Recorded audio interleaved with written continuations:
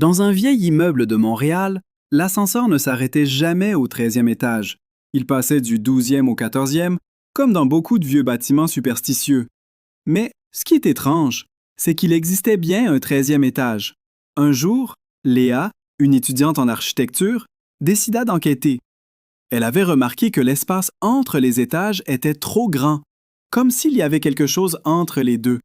En fouillant les plans d'origine, elle découvrit qu'un étage complet avait été construit, puis supprimé des plans. Un soir, elle monta dans l'ascenseur seule. Elle appuya sur les boutons dans un ordre particulier, un vieux code trouvé dans les archives. L'ascenseur trembla, s'arrêta, au 13e. Les portes s'ouvrirent sur un couloir abandonné, couvert de poussière.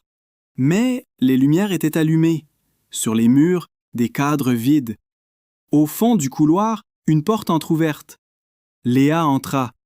À l'intérieur, une pièce figée dans le temps. Un salon des années 50, des meubles couverts de draps et sur une table, un magnétophone encore allumé. Elle appuya sur « Lecture ». Une voix d'homme, calme, dit « Si vous entendez ceci, c'est que vous avez trouvé l'étage interdit. Bravo! Mais à présent, il va falloir payer le prix. » Les lumières s'éteignirent, l'ascenseur ne revint jamais. Et aujourd'hui encore, certains locataires disent entendre une voix dans les murs, répétant en boucle « 13, 13, 13 ».